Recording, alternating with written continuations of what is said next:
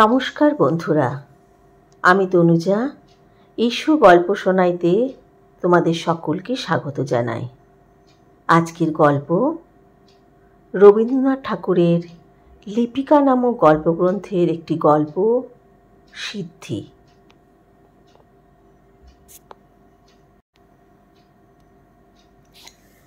স্বর্গের অধিকারে মানুষ বাধা পাবে না, এই তার পণ। তাই কঠিন সন্ধানে অমূঢ় হবার মন্ত্র সে শিখে নিয়েছে। এখন একলা বনের মধ্যে সেই মন্ত্র সে সাধনা করে। বনের ধারে ছিল এক কাঠকুড়ুনি মেয়ে। সে মাঝে মাঝে আঁচল করে তার জন্যে ফল নিয়ে আসে, আর পাতার পাত্রে আনে ঝর্ণার জল। ক্রমে তপস্যা এত কঠোর হলো যে ফল সে আর ছোঁয় না, পাখিতে এসে ঠুকরে খেয়ে যায়। আরও কিছুদিন গেল, তখন ঝর্ণার জল পাতার পাত্রেই শুকিয়ে যায়, মুখে ওঠে না। কাঠকুড়ুনি মেয়ে বলে, এখন আমি করব কি? আমার সব যে বৃথা হতে চলল। তারপর থেকে ফুল তুলে সে তপস্বীর পায়ের কাছে রেখে যায়। তপস্বী জানতেও পারে না। মধ্যাহ্নে রোদ যখন প্রখর হয়, সে আপন আঁচলটি তুলে ধরে ছায়া করে দাঁড়িয়ে থাকে। কিন্তু তপস্বীর কাছে রোদও যা, ছায়াও তা। কৃষ্ণপক্ষে রাতে অন্ধকার যখন ঘন হয়, কাঠকুড়ুনি সেখানে জেগে বসে থাকে। তাপসের কোনো ভয়ের কারণ নেই, তবু সে পাহারা দেয়। একদিন এমন ছিল যখন এই কাঠকুড়ুনির সঙ্গে দেখা হলে নবীন তপস্বী স্নেহ করে জিজ্ঞাসা করত, কেমন আছো? কাঠকুড়ুনি বলতো, আমার ভালোই কি আর মন্দই কি। কিন্তু তোমাকে দেখবার লোক কি কেউ নেই? তোমার মা, তোমার বোন?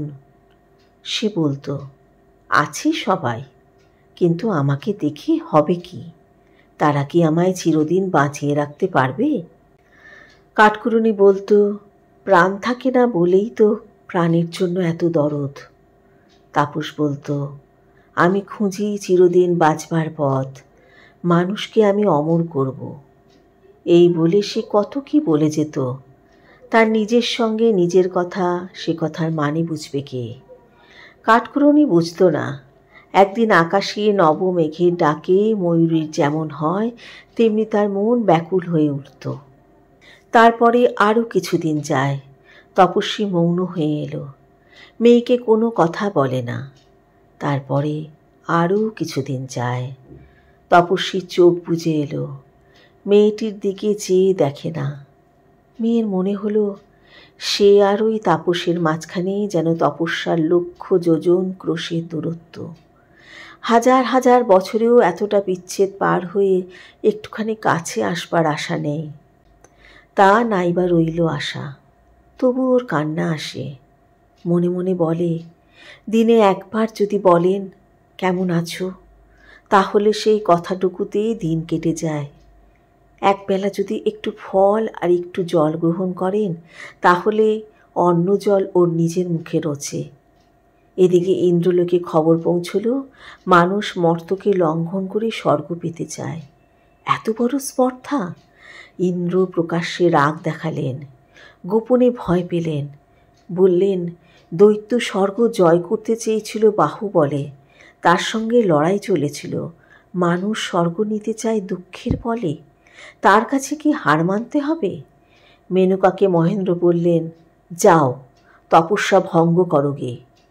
মেনকা বলল, সুররাজ, স্বর্গের অস্ত্রে মর্তের মানুষকে যদি পরাস্ত করেন, তবে তাতে স্বর্গের পরাভব। মানবের মরণবাণ কি মানবীর হাতে নেই? ইন্দ্র বললেন, সে কথা সত্য। ফাল্গুন মাসে দক্ষিণ হাওয়ার দোলা লাগতেই মর্মরিত মাধবীলতা প্রফুল্ল হয়ে ওঠে। তেমনি ওই কাঠকুড়ুনির ওপরে একদিন নন্দনবনের হাওয়া এসে লাগলো, আর তার দেহ মন একটা কোন উৎসুক মাধুর্যের উন্মেষে উন্মেষে ব্যথিত হয়ে উঠল। তার মনের ভাবনাগুলি চাকছাড়া মৌমাছির মতো উঠতে লাগলো। কোথা তারা মধুগন্ধ পেয়েছে। ঠিক সেই সময়ে সাধনার একটা পালা শেষ হলো। এইবার তাকে যেতে হবে নির্জন গিরি গুহায়। তাই সে চোখ মেলল।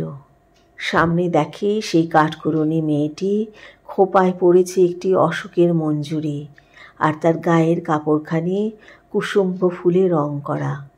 যেন তাকে চেনা যায় অথচ চেনা যায় না, যেন সে এমন একটি জানা সুর যার পদগুলি মনে পড়ছে না, যেন সে এমন একটি ছবি যা কেবল রেখায় টানা ছিল।